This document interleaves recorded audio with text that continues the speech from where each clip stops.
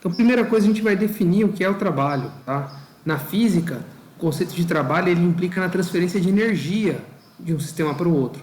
Daqui a pouquinho a gente vai ver, para finalizar o quarto bimestre, energia cinética, energia potencial gravitacional e outras modalidades de energia. Mas no trabalho, essa transferência de energia está diretamente ligada à força e um deslocamento. Por isso, se vocês olharem o livro didático de vocês, toda vez que observarem a fórmula do trabalho, ele vai estar lá que o trabalho é igual a força vezes deslocamento, eu gosto também de usar o ΔS, ok? Vezes o cosseno do ângulo formado entre a força e o deslocamento. Essa é a nossa fórmula para calcular o trabalho. Então, força vezes deslocamento vezes cosseno de θ. E quando termina a minha conta, o trabalho é dado em quê? A unidade de medida é Joule, ok? Força vezes deslocamento é Newton vezes metro. Cosseno não tem unidade de medida. Então, Newton vezes metro a gente chama de Joule, representado pela letra J maiúscula. Bom, quais são os casos particulares quando a gente vai calcular o trabalho? A gente acabou de ver que ele é força vezes deslocamento vezes cosseno de θ. Sim, bem inteiro, não é isso? Mas existem 3 casos particulares que eu não preciso usar a fórmula por inteiro. Vamos a eles? Quando as forças, ou melhor, quando a força e o deslocamento têm a mesma direção e o mesmo sentido. Ou seja, o ângulo formado é zero entre os dois. Estão para o mesmo lado, mesma direção e mesmo sentido. Cosseno de zero é 1. Então, se eu fosse escrever o trabalho igual a força vezes deslocamento, olha lá, o D ou ΔS, tá? Vezes cosseno de zero, nós teríamos então que o trabalho é igual a força vezes deslocamento vezes 1. Então, eu não preciso ficar colocando esse 1. Se o ângulo for zero, o trabalho é igual a força vezes deslocamento, F vezes ΔS. Perfeito? Bom, e o segundo caso particular? Quando ele tem a mesma direção, só que com sentidos opostos. Ou seja, um está para um lado e o outro está para o outro lado. Força para um lado, mas o deslocamento está acontecendo para o lado contrário. O ângulo é de 180 graus. Cosseno de 180, pessoal, é menos 1. Então, ao lugar de 1 aqui, ficaria menos 1. Ou seja, o trabalho é igual a F vezes ΔS vezes menos 1, cosseno de 180. Posso então dizer que o trabalho é igual a força vezes deslocamento, só que isso aqui é negativo. Menos força vezes deslocamento. E se o ângulo deles for 90 graus, ou seja, for perpendicular? Por exemplo, tem uma força para cima e o deslocamento está acontecendo para a direita. O ângulo formado entre eles é 90 graus. Se o ângulo for 90 graus, o cosseno de 90 é zero. Ou seja, não é essa força que está causando o deslocamento. Essa força aqui não está executando o trabalho. Se forem perpendiculares, o trabalho é nulo, porque vai ficar assim. Trabalho é igual a força vezes deslocamento vezes cosseno de 90. Acabamos de falar que o cosseno de 90 vale zero. Então fica, trabalho é igual a força vezes deslocamento vezes zero.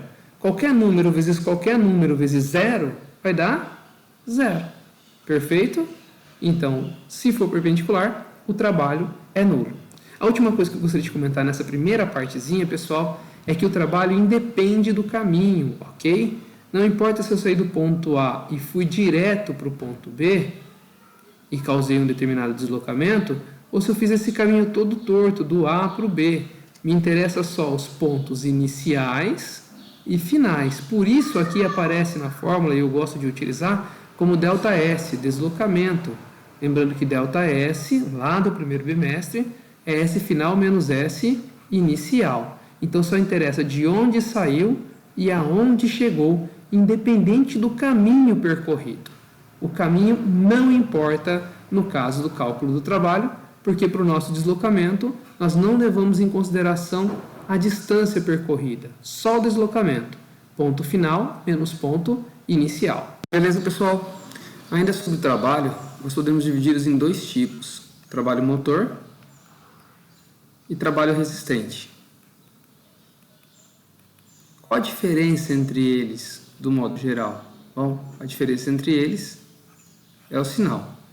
O trabalho motor é um trabalho positivo e o trabalho resistente é um trabalho negativo. Como assim um trabalho positivo? nós vimos que quando a força tem a mesma direção e sentido do deslocamento, essa força ela é realizada, ou ela realiza um trabalho com cosseno de zero, um cosseno do ângulo zero vale 1, ela vai se tornar uma força positiva. Então, quando eu vou abrindo isso aqui, por mais que ela não esteja a mesma direção e o mesmo sentido, mas até chegar em 90 graus, onde ele é zero, o trabalho realizado, todo esse lado terá, com o deslocamento, a aplicação da força, um trabalho positivo. Então, um trabalho motor, um trabalho a favor do movimento. Em compensação, se o deslocamento está para trás e a força começa a agir do lado oposto ao movimento, ou seja, contra o movimento, nós vamos ter um cosseno de um ângulo maior que 90, menor que 180. Então, um cosseno negativo. Esse cosseno negativo vai dar um trabalho resistente, porque é um trabalho negativo. O valor dele será menos, ok? Bom, além disso, como calcular o trabalho da força-peso? O trabalho da força-peso é quando um objeto literalmente está em queda, ou um objeto vai ser jogado para cima. E esse deslocamento do objeto realiza um trabalho.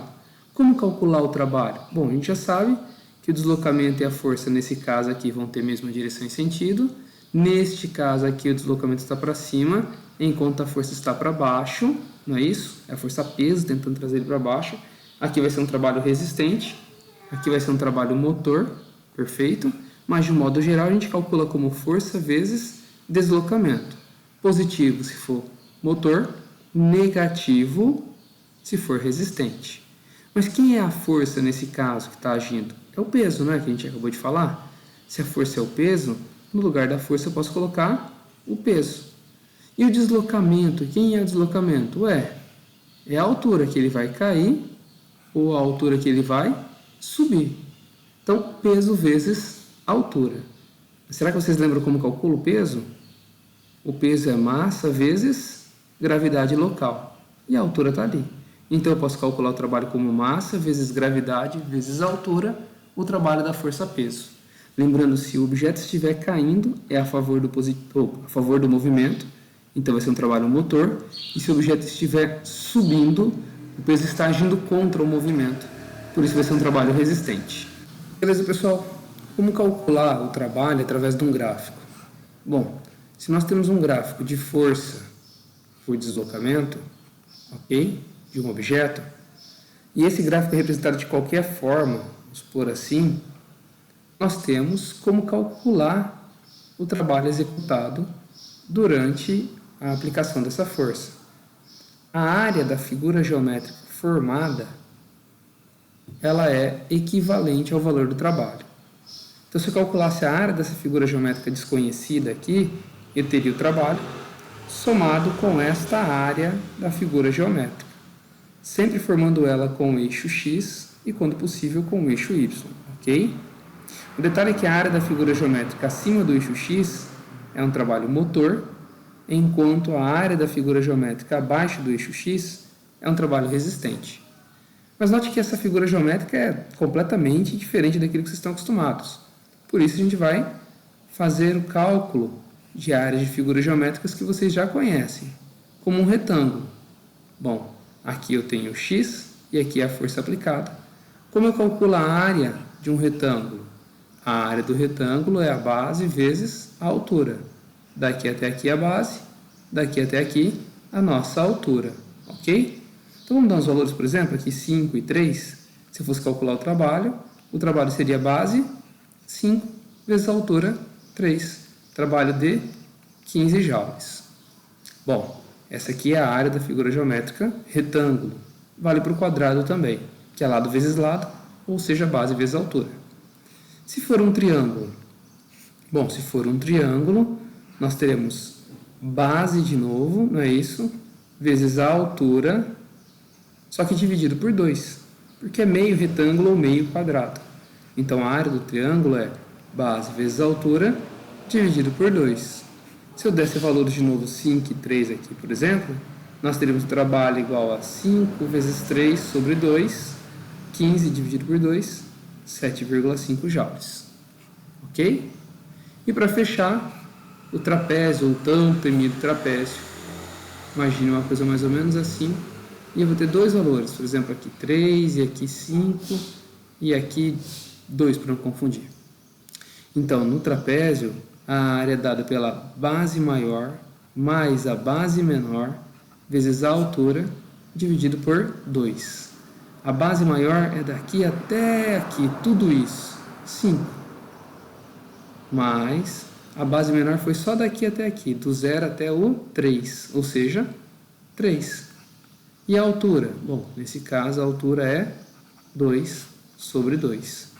Nós teremos então 5 vezes 3, 15, vezes 2, dividido por 2. 15 vezes 2, 30, por 2, 15 de novo.